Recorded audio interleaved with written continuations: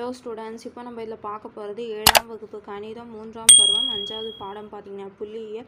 எடுத்துக்காட்டு 5.1. கொஷின் பாருங்கள், என்ன கேட்டுக்கிறாங்க. ஒரு தொழிலாளரின் தினசரி ஊதியம் 10 நாட்களுக்கு பின்வருமாறு தரப்பட்டுள்ளது எனில் அவரது சராசரி வருமானத்தை கண்டுபிடின்னு சொல்லியிருக்காங்க. 10 நாள், ஒவ்வொரு நாளும் என்ன ஊதியம் பெறுறாங்கன்னு சொல்கிறாங்க.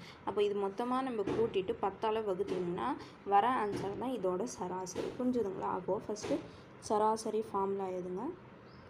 சராசரி இஸ் ஈக்குவல் டு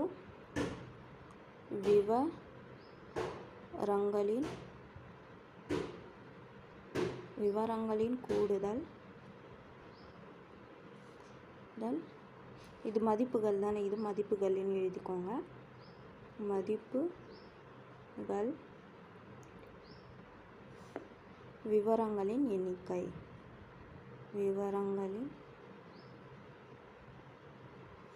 எண்ணிக்கை,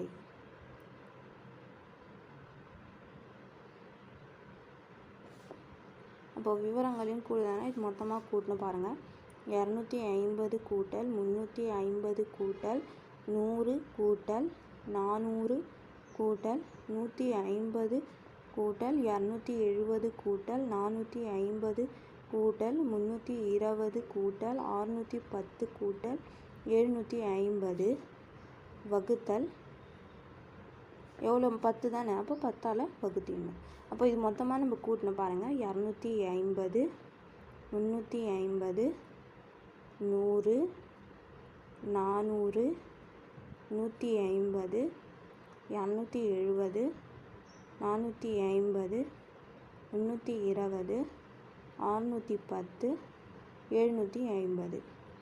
அப்போ ஃபஸ்ட்டு எல்லாமே பூஜ்ஜியம் இருக்கிறதுனால பூஜ்ஜியமே வரும்.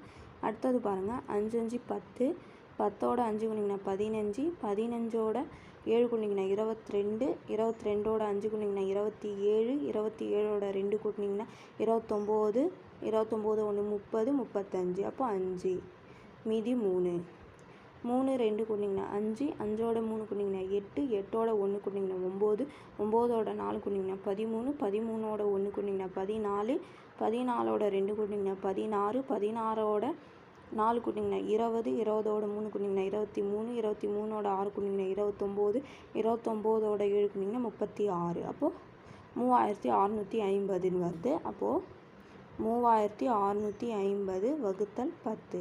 இது 10ஆல் நீங்கள் வகுத்திங்கன்னா இந்த பூஜ்ஜியம் கேன்சல் ஆகிடும். 1ஆல் வகுத்திங்கன்னா அதே தான் வரும். அப்போது 365. அவங்களோட ஊதியம் பார்த்திங்கன்னா இதுதான். அப்போது இது சராசரி. அப்போது கடைசியானலாம் therefore அவருடைய சராசரி வருமானம் ரூபாய் 365 ஆகும். புரிஞ்சுதுங்களா? அவ்வளோதான். இது எடுத்துக்காட்டு 5.1 முடிஞ்சிச்சு.